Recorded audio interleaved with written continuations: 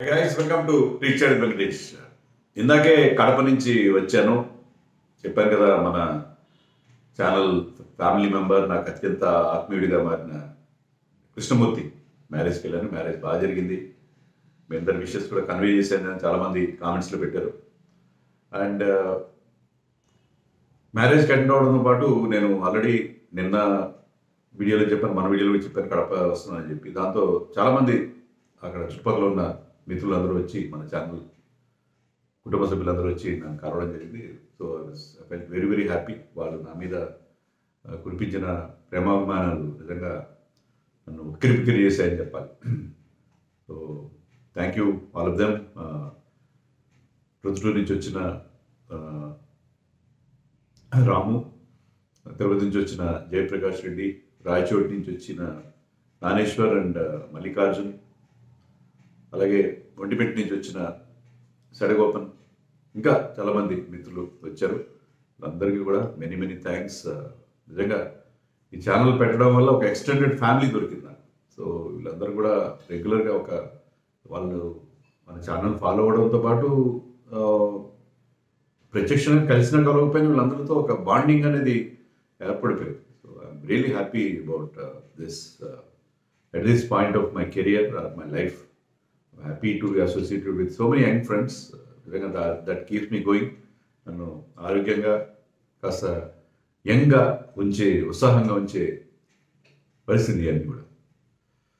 So అది సంగతి. That is about మన సొంత విషయాలు. సరే, ఓకే, ఇప్పుడు టాపిక్లోకి వెళ్ళిపోదాం. So first test match 22 start కాబోతుంది. బీజీటీలో మొట్టమొదటి టెస్ట్ మ్యాచ్ మనకి ఇంపార్టెంట్, ఆల్ ఇంపార్టెంట్ సిరీస్. అయితే ఒక మేజర్ సెట్ బ్యాక్ ఏంటంటే శుభ్మన్ గిల్కి ఇంజరీ అయింది. అతను మన వాళ్ళు ఇంట్రా స్క్వాడ్ మ్యాచ్ అని ఆడలేదు, కానీ ఒక అన్అఫిషియల్ మ్యాచ్ ఆడుతూనే ఉన్నారు. ఆల్రెడీ మన ఇండియా ఏ టీం అక్కడ ఉంది కదా, వాళ్ళతో వీళ్ళు ఒక అన్అఫిషియల్ మ్యాచ్ ఆడారు. దాంట్లో క్యాచ్ తీసుకునే ప్రయత్నంలో శుభ్మన్ గిల్కి బొటన్ వేల్కి ఇంజరీ అయింది. దానికి స్కాన్స్ చేస్తే, ఎక్స్రే తీస్తే హెయిర్ లైన్ ఫ్రాక్చర్, చిన్న ఫ్రాక్చర్ కానీ హెయిర్ లైన్ ఫ్రాక్చర్. సో అలాంటి ఫ్రాక్చర్ ఉన్నప్పుడు అతను మ్యాచ్ ఆడించడం సాధ్యపడే పరిస్థితి కాదు. సో ఫస్ట్ టెస్ట్ నుంచి అఫీషియల్గా రూల్ అవుట్ చేయలేదు, కానీ all practical purposes is ruled out of the first test. So మనకు ఆల్రెడీ ఒక ఓపెనర్ ఉన్నది పరిస్థితి మనం చూసుకుంటే శుభ్మన్ గిల్ కూడా లేకపోవడం అనేది డెఫినెట్గా దెబ్బ మీద దెబ్బ అని చెప్పాలి. So Shubman Gill first test ఆడే అవకాశాలు ఆల్మోస్ట్ నిల్. సో రోహిత్ శర్మ కూడా ఫస్ట్ టెస్ట్ ఆడకపోవచ్చని మనకు కన్ఫర్మేషన్ వచ్చింది. మనకి 2 days బ్యాక్ వచ్చిన వార్త ఏంటంటే రోహిత్ శర్మకి పుత్రోదయం కలిగింది. Second baby has arrived. Rohit Sharma junior ఈసారి మగబిడ్డ పుట్టడం అనేది జరిగింది. So congratulations to Rohit and his wife. Really very happy about it. అయితే మనం ఏమనుకున్నాం అంటే ఈ బిడ్డ పుట్టేశాడు కాబట్టి ఇంకా టైం ఉంది, ఫస్ట్ టెస్ట్ లోపల వచ్చి జాయిన్ అవుతాడా అని కొంతమంది అనుకున్నారు. నేనైతే అనుకోలేదు, కొంతమంది అనుకున్నారు. బట్ ఏంటంటే టైం చాలా తక్కువ ఉంది, వారం రోజులు టైం కూడా లేదు. రావడం, ప్రయాణం చేసి రావడం అంత దూరం, వచ్చిన తర్వాత ఎలాంటి ప్రాక్టీస్ కానీ అక్కడ పిచెస్ పైన, తర్వాత అక్కడ వాతావరణానికి అక్లైమటైజేషన్ ఉంటుంది, వాతావరణానికి అలవాటు పడడం, అలాంటిదే లేకుండా straight away walking in to the test match, అది కరెక్ట్ కాదు అని నేనైతే అనుకున్నాను. బహుశా రోహిత్ శర్మ కూడా అదే డిసైడ్ చేసుకుని ఉంటాడు. సో అతను కన్వే చేసినట్టుగా తెలిసింది, నేను సెకండ్ టెస్ట్కి అవైలబుల్ ఉంటాను అని రోహిత్ శర్మ చెప్పినట్టుగా ఉంది. ఎందుకంటే ఇప్పుడు హడావుడిగా వచ్చి టెస్ట్ మ్యాచ్కి వితౌట్ ఎనీ ప్రిపరేషన్ ఆడితే అది కరెక్ట్ పొజిషన్ కాదు. So I think he will be joining the second test అని మనకి తెలుసు. ఇది కూడా కన్ఫర్మేషన్ లేదు, కానీ ఆల్ ప్రాబబిలిటీ అదే జరుగుతుంది. ఎందుకంటే ఫస్ట్ టెస్ట్కి సెకండ్ టెస్ట్కి చాలా గ్యాప్ ఉంది. 6th రోజున సెకండ్ టెస్ట్ మ్యాచ్ స్టార్ట్ అవుతుంది, అడిలైడ్లో పింక్ బాల్ టెస్ట్. సో మధ్యలో ఒక టూర్ మ్యాచ్ కూడా ఉంది, క్యాన్బెరాలో అనుకుంటాను. అక్కడ టూర్ మ్యాచ్లో కూడా ఆడతాడు రోహిత్ శర్మ. సో అతనికి అక్కడ వచ్చి అక్కడ వాతావరణానికి అలవాటు పడి, during the first test match ఏదో టైంలో వస్తాడు అతను, వచ్చి అక్కడ అలవాటు పడి టూర్ మ్యాచ్ ఆడి ప్రాపర్ ప్రిపరేషన్తో సెకండ్ టెస్ట్కి మన క్యాప్టెన్ అవైలబుల్ ఉండే అవకాశం కనిపిస్తుంది. So Rohit Sharma is going to miss, Shubman Gill is going to miss. So Rohit ఆప్షన్స్లో బుమ్రా టెస్ట్ మ్యాచ్ లీడ్ చేస్తారు. మన ఆల్రెడీ వైస్ కెప్టెన్ మనకి ఆల్రెడీ వార్త వచ్చింది. సో బుమ్రా ఫస్ట్ టెస్ట్లో లీడ్ చేస్తాడు. And we will be without the services of Rohit and Gill. So ఇద్దరు లేకపోతే మనకి టాప్ ఆర్డర్లో బ్రహ్మాండమైన వెలితి కనిపిస్తుంది. మరి ఏం చేయాలి, ఎవరిని ఆడించాలి? Abhimanyu Easwaran the third opener ఎవరినైతే మనం రిజర్వ్ ఓపెనర్గా పంపించామో అతను ఫెయిల్ అయ్యాడు. నాట్ ఓన్లీ మనం ఇండియా ఏ తరఫున ఆడిన 2 మ్యాచ్ల్లోనే కాదు, ఈ ఇంట్రా స్క్వాడ్ మ్యాచ్ అంటే అన్అఫీషియల్ మ్యాచ్ అనుకోండి, దీంట్లో కూడా మనం మ్యాచ్ సిమ్యులేటెడ్ సిచ్యుయేషన్లో ఆడారు కదా, దాంట్లో కూడా అతను రన్స్ చేయలేదని తెలిసింది. దానికి అఫీషియల్ స్కోర్స్ అవి మనకి రావట్లేదు, చిన్న చిన్న వార్తలు వస్తుంది. దాని ప్రకారం ఏంటంటే అతను టోటల్గా ఫెయిల్ అయ్యాడు. He's not looking good to face to be as opening బ్యాట్స్మెన్గా అతను ఫిట్ అయ్యేటట్టుగా కనిపించట్లేదు. సో అందుకని is almost out of the ఈక్వేషన్గా కనిపిస్తుంది. సో అభిమన్యు ఈశ్వరన్ డెబ్యూ చేసే అవకాశాలు చాలా తక్కువ కనిపిస్తుంది. అలాంటప్పుడు శుభ్మన్ గిల్ కూడా లేకపోతే మనం అర్జెంటుగా ఒక ప్లేయర్ని డ్రాఫ్ట్ చేసుకోవాలి కదా.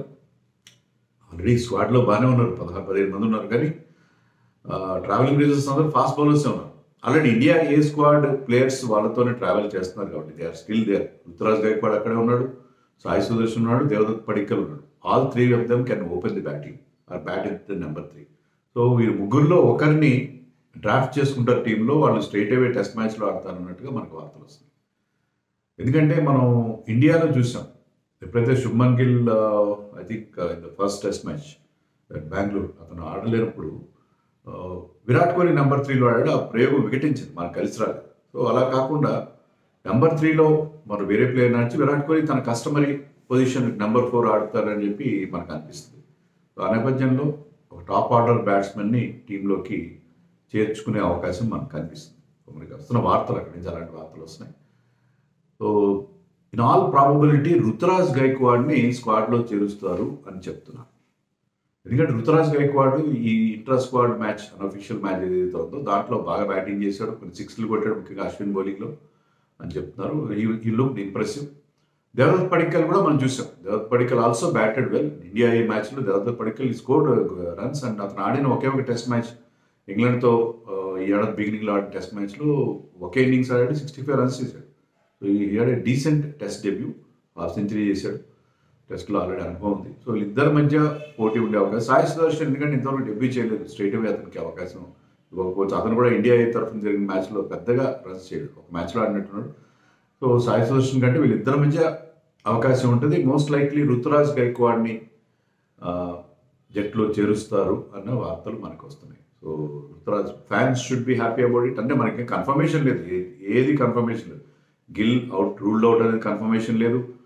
రోహిత్ శర్మ ఫస్ట్ టెస్ట్ ఆడకపోవడం విషయంలో కూడా కన్ఫర్మేషన్ లేదు. అలాగే రుతురాజ్ని జట్లో చేర్చుకుంటారన్న విషయంలో కూడా కన్ఫర్మేషన్ లేదు. బట్ ఇవన్నీ కూడా మనకు అక్కడి నుంచి వస్తున్న వార్తలు. చాలా న్యూస్ పేపర్స్ కానీ కొన్ని వెబ్సైట్స్ కానీ రిపోర్ట్ చేస్తున్న వార్తలు, reliable news papers and websites చెప్తున్న వార్తలు కాబట్టి there is some substance in them. So అది పరిస్థితి. సో మార్పులు తప్పవు మనకి. మనం అర్జెంటుగా కొన్ని అమెండ్మెంట్స్ చేసుకోవాల్సిన పరిస్థితి మనకు అనిపిస్తుంది. మరి 11 ఎలా ఉండే అవకాశం ఉంది? ఇప్పుడు నేను జస్ట్ ఒక వైల్డ్ గెస్ చేస్తాను, ఇంకా చాలా టైం ఉంది. నా గెస్ ఏంటంటే రాహుల్ ఓపెన్ చేస్తాడు. ఎందుకంటే రాహుల్ని అందుకే ఎప్పుడైతే అభిమన్యు ఈశ్వరన్ ఫెయిల్ అయ్యాడో రాహుల్ని ఎర్లీగా అక్కడ పంపించేసి ఒక మ్యాచ్ ఆడించారు. ఆ మ్యాచ్లో రాహుల్ పెద్దగా రన్స్ చేయలేదు, అతనికి ఎక్స్పీరియన్స్ ఉంది compare to these guys. He has played in Australia, scored 100 in Australia and he has got technical superiority in facing fast bowling are spin.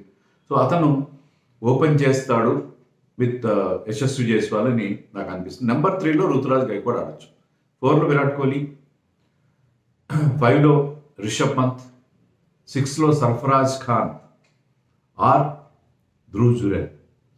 Dhruv జురేల్లో ఒకరాడు. Dhruv Jurel అద్భుతంగా ఆడాడు ఇండియాతో మ్యాచ్లో, కానీ ఆ రీసెన్సీ బయాస్తోనే ఆడిస్తారా, సర్ఫరాజ్ ఖాన్ లాంటి ఒక రెగ్యులర్ టెస్ట్ ప్లేయర్ని ఆడిస్తారా అనేది you have to wait and see. మరి సర్ఫరాజ్ని కంటిన్యూ చేయొచ్చు, లేదా ధ్రువ్ జురేల్కి ఛాన్స్ ఇచ్చినా ఇవ్వచ్చు, చెప్పలేము. స్ట్రైట్ అవే అతని పర్ఫార్మెన్స్ ఆధారంగా ఇవ్వాలి అని మన జనరల్ ఫీలింగ్. అని what the selectors and team management must be thinking, we don't know. So అది పరిస్థితి. సో ఎంతవరకు చెప్పాను? నెంబర్ 6 చెప్పాను. నెంబర్ 7లో జడేజా. నెంబర్ 8లో it could be either Nitish Kumar Reddy or Washington Sundar.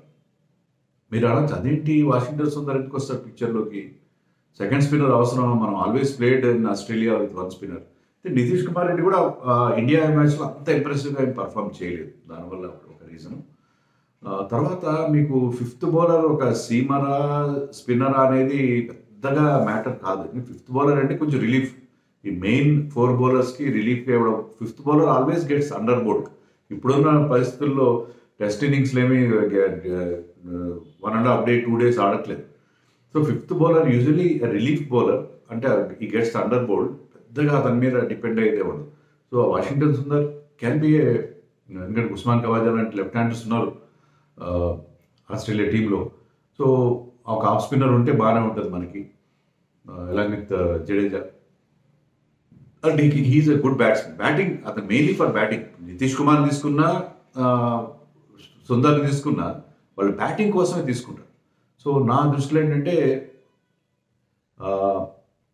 ఆ రకంగా 8లో మనకి ఒక ఆల్రౌండర్, బ్యాటింగ్ ఆల్రౌండర్ అయితే వాషి ఆర్ నితీష్ కుమార్ రెడ్డి ఆడే అవకాశం నాకు కనిపిస్తుంది. తర్వాత అఫ్కోర్స్ బుమ్రా, సిరాజ్ అండ్ ఆకాష్దీప్, ఇది మన 11 ఉండే అవకాశాలు నాకు కనిపిస్తుంది. రవిశాస్త్రి మధ్య ఒకటి ఇచ్చాడు, దాంట్లో నితీష్ కుమార్ రెడ్డిని పెట్టాడు, అలాగే వాషింగ్టన్ పెట్టలేదు.